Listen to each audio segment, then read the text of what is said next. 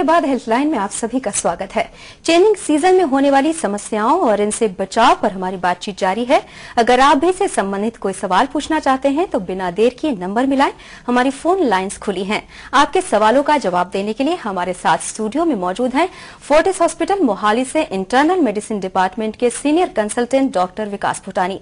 Doctor विकास अभी हमारे साथ कॉलर जुड़े हुए हैं, देखते हैं उनका सवाल क्या है। हेलो। हाँ जी, आप अपना नाम बोलिए और आप कहाँ से बोल रहे हैं? सर मैं कानाराम बोल रहा हूँ, बाड़मेर राजस्थान से। जी, आप अपना सवाल पूछिए डॉक्टर विकास से। सर मेरा गला खराब है, 4-5 दिन से ठीक नहीं हो रहा है। 4-5 दिन से ठीक नहीं हो रहा है तो आपको फीवर कितना है? फीवर तो सर है नहीं बिल्कुल ही, वैसे जोड़ों में थोड़ा जॉइंट में पेन रहता है। जोड़ों में फीवर नहीं है, गला सा खराब है तो वायरल इलनेस होगा। थोड़ा सा गार्गल्स करो, आप बीटाडीन के गार्गल्स करो कोसे पानी में डाल के ल्यूकवार्म वाटर के साथ, और कोई एंटी एलर्जिक टैबलेट लो। सर एक दिन ठीक हो जाता है, फिर एक दिन खराब हो जाता है, क्यों हो जाता है? देखो ऐसा है, 4-5 दिन हो गए हैं, बीटाडीन के गार्गल जैसे मैंने बताया, एंटी एलर्जी की टैबलेट ये लो और अपना एक सीबीसी का टेस्ट कराओ, कंप्लीट ब्लड काउंट। उसके अकॉर्डिंगली हम डिसाइड करेंगे कि आपको एंटीबायोटिक देना है कि नहीं देना। ठीक है जी कनाराम जी, आपका कॉल करने के लिए धन्यवाद। डॉक्टर एक और कॉलर है, देखते हैं उनका सवाल क्या है। हेलो। हाँ जी, मैं रोहित बोल रहा हूँ गुड़गांव से। डॉक्टर साहब नमस्कार। आप अपना सवाल पूछिए। हाँ जी डॉक्टर साहब, मुझे ये पूछना था कि मेरी एज है 18 ईयर्स और चाहे सर्दी होती है चाहे गर्मी होती है, जो राइट वाली नोज है उसमें हमेशा मतलब ऐसे स्नीजिंग टाइप में होता रहता है, छींकें आती रहती हैं। तो आपको एलर्जिक साइनोसाइटिस है, एलर्जिक राइनोसाइनोसाइटिस। वो आमतौर पे इस जैसे चेंज ऑफ सीजन है, इसमें मार्च अप्रैल में बढ़ेगा और फिर सितंबर अक्टूबर में जाके बढ़ेगा। तो इस दौरान एक तो नेजल स्प्रेज आते हैं, वो आप इस्तेमाल कर सकते हैं, एंटी एलर्जिक्स आती हैं, वो आप इस्तेमाल कर सकते हैं। अपने डॉक्टर से मिलिए, मैंने एंटी एलर्जिक पहले भी अभी बताया है, वो एंटी एलर्जिक और नेजल स्प्रे दोनों का इस्तेमाल करिए, स्टीम लीजिए और ठंडी चीजों का परहेज करिए और प्रिकॉशन लीजिए। ज्यादा एकदम सर्दी से एकदम गर्म टेम्परेचर में नहीं जाइए, ऐसे सडन चेंज इन टेम्परेचर जो कहते हैं जिसको, उसको अवॉइड कीजिए। AC to non AC room नहीं जाना, गाड़ी से एकदम बाहर नहीं निकलना, अडेप्ट करना अपने आप को वेदर से, टेम्परेचर से, फिर ये प्रिकॉशन लोगे तो ठीक रहेगा। जी रोहित, आपका कॉल करने के लिए धन्यवाद। डॉक्टर इस दौरान काफी समस्याएं बढ़ जाती हैं, जैसे कि अस्थमा है या फिर कोल्ड है, सर्दी जुकाम सभी। बच्चों को इस दौरान, क्योंकि बच्चे बहुत ही सेंसिटिव होते हैं, तो उन्हें बहुत ज्यादा समस्या एक्सट्रीम्स ऑफ एज, बच्चे भी कह सकते हैं हम, ओल्ड एज भी कह सकते हैं, एक्सट्रीम्स ऑफ एज दोनों ही सेंसिटिव रहते हैं इस दौरान खासकर, तो उनको खास प्रिकॉशंस लेनी चाहिए। बच्चों को भी आमतौर पर रहता है कि सर्दी, पेरेंट्स को भी रहता है, अभी रिसेंटली एग्जाम्स खत्म हुए हैं, गर्मी आ रही है तो आइसक्रीम स्टार्ट कर सकते हैं, कोल्ड ड्रिंक स्टार्ट कर सकते हैं, सॉफ्ट ड्रिंक्स, ठंडी चीजें। तो ये चीजें अभी for the at least March, till the end of March हमें अवॉइड ही करनी चाहिए इन चीजों से। आमतौर पे बच्चों का ज्यादातर गला खराब इन्हीं चीजों से स्टार्ट होता है।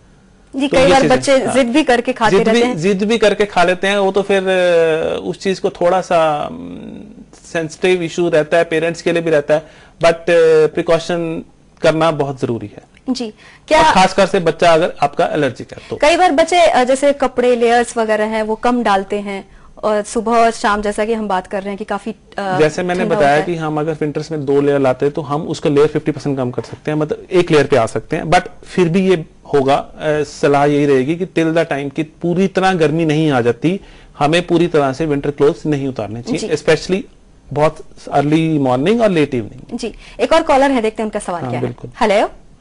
हेलो।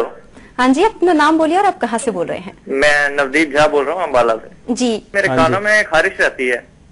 कानों में खारिश रहती है, कब से? कानों में खारिश हो गए 3 साल हो गए हैं जी।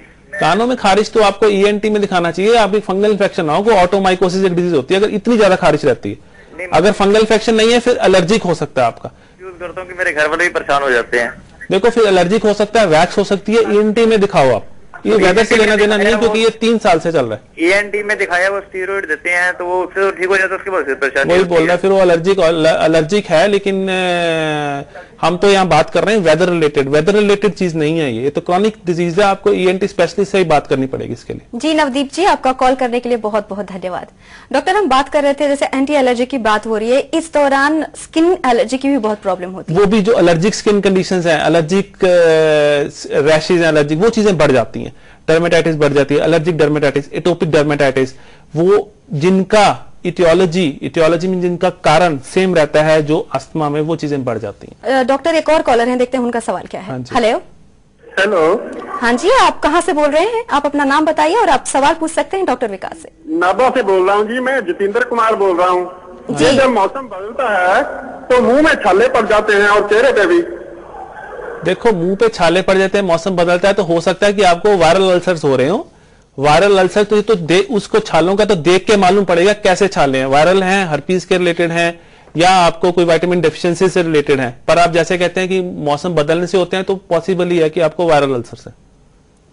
जी, जैसा कि उन्होंने कहा है कि उनको माउथ अल्सर की प्रॉब्लम, माउथ अल्सर अक्सर वायरल अल्सर जो होते हैं, वायरल इलनेस, जैसे इम्यूनिटी जब डाउन होती है, जैसे हम बात करें इम्यूनिटी डाउन होने से वायरल इलनेसेस होती हैं, जो कॉमन कोल्ड फ्लू सारी, तो ऐसे केसेस में कुछ लोगों में देखा जाता है कि उनके मुंह में छाले भी बढ़ जाते हैं। तो वो भी सेल्फ लिमिटिंग रहता है, सिर्फ वाइटामिन, मल्टी वाइटामिन, बिकासोल, जैविट्स, ऐसी चीजें कुछ ना कुछ लेनी पड़ती हैं, जिससे वो आमतौर पर अपने आप ही हील हो जाते हैं विद इन 5 to 7 डेज। जी डॉक्टर विकास, हमारी बातचीत जारी रहेगी बदलते मौसम की समस्याओं के बारे में। फिलहाल वक्त हुआ एक और छोटे से ब्रेक का। ब्रेक के बाद भी डॉक्टर विकास हमारे और आपके सवालों के जवाब देंगे, लेकिन आप हमें फोन करना ना भूलें, क्योंकि हमें इंतजार है आपके कॉल्स का।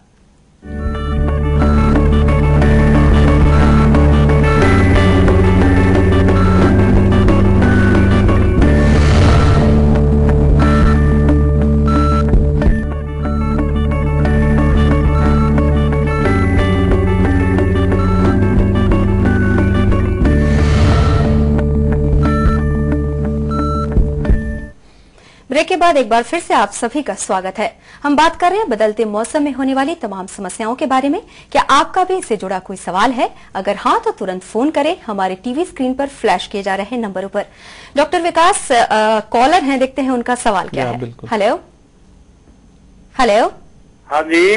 हाँ जी, आप अपना नाम बोलिए और आप कहाँ से बोल रहे हैं? मेरा नाम KS चौहान है जी, मैं नाहन हिमाचल प्रदेश से बोल रहा हूँ। सर मेरे 2-1 महीने से जी कान बंद हो रहा जी, बाया कान। हाँ जी, कुछ मौसम की वजह से, पता नहीं डॉक्टर साहब गले की वजह से जी, कैसे हुआ होगा बोला जी? 2 महीने से कान बंद हो रहा है तो हो सकता है कि आपके कान की जो अंदर की ओपनिंग रहती है स्टेचन ट्यूब, वो उसकी ओपनिंग अंदर से ब्लॉक हो। एक बार तो ENT में कान चेक कराओ, बाकी थोड़ा स्टीम लेके, भाप लेके देखो, अगर ब्लॉकेज अंदर किसी इन्फ्लेमेशन की वजह से है वो तो खुल जाएगा उससे स्टीम से। फिर भी नहीं है, बट फिर भी मैं चाहूंगा कि आप एक ENT वालों को जरूर दिखाओ। कुछ फर्क पड़ेगा जी? देखो, स्टीम से अगर तो अंदर की ब्लॉकेज है, थोड़ा सा इन्फ्लेमेशन है, वो तो स्टीम से निकल जाएगा, लेकिन अगर अंदर कान के अंदर का कोई इन्फेक्शन है जिसकी वजह से ब्लॉक है, वो ENT वाले आपको देख के बताएंगे। Thank you sir, thank you doctor साहब। जी, आपका कॉल करने के लिए बहुत बहुत धन्यवाद। एक और कॉलर है, देखते हैं उनका सवाल क्या है।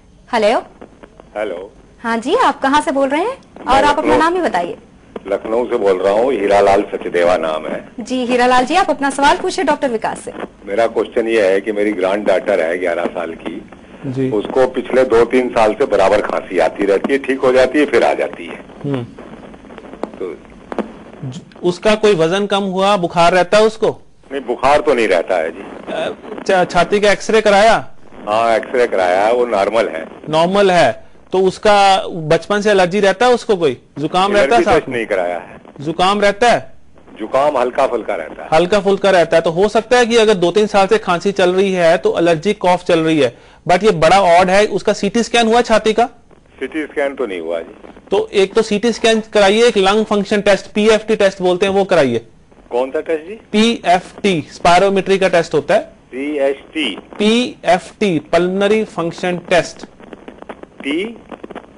PFT TFC। हाँ, पल्मोनरी फंक्शन टेस्ट, दोनों टेस्ट कराइए, CT स्कैन और पल्मोनरी फंक्शन टेस्ट। इसके बाद में मालूम करेगा कोई 3 साल की खांसी है, छोटा बच्चा है, 11 साल का, देखना है एलर्जिक खांसी है कि किसी और कारण कोई खांसी हुई है। जी हीरालाल जी, आपका कॉल करने के लिए धन्यवाद। डॉक्टर, एलर्जी की बात जैसे कि करते आ रहे हैं, काफी लोगों के कॉल्स भी आए हैं जो एलर्जी से संबंधित थे, तो जिन्हें एलर्जी है उन्हें क्या प्रिकॉशन लेना चाहिए?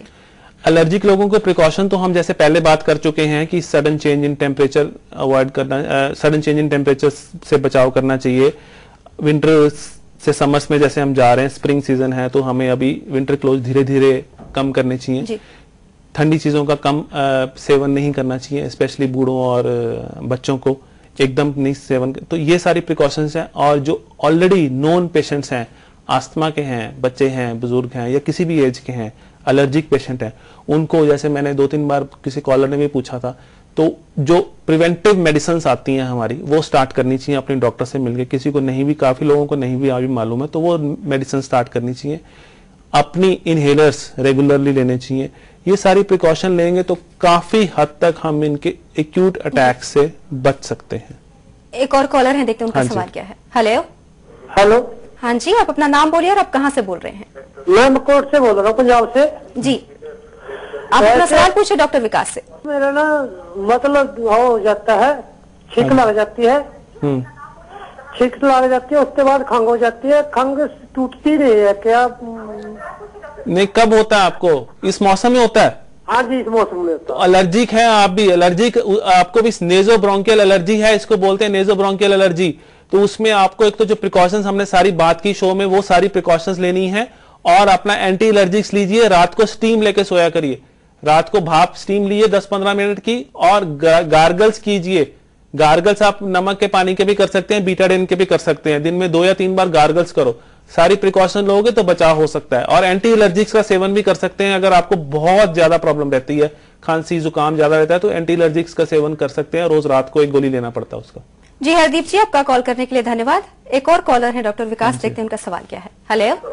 हाँ जी। हाँ जी, आप अपना नाम बोलिए और आप कहाँ से बोल रहे हैं? तरसेम लाल जी। हाँ जी, मतलब सांस हो जाता है जी, इनहेलर लेना पैंदा जी, एलर्जी टाइप ही होती है जी। ऐसे है, इनहेलर आपको रेगुलर लेना पड़ेगा। आप ऐसा तो नहीं करते कि मौसम चेंज होता है, ठीक इनहेलर 2-4 दिन लेते हैं, हफ्ता 10 दिन लेके छोड़ देते हैं, ऐसा तो नहीं करते?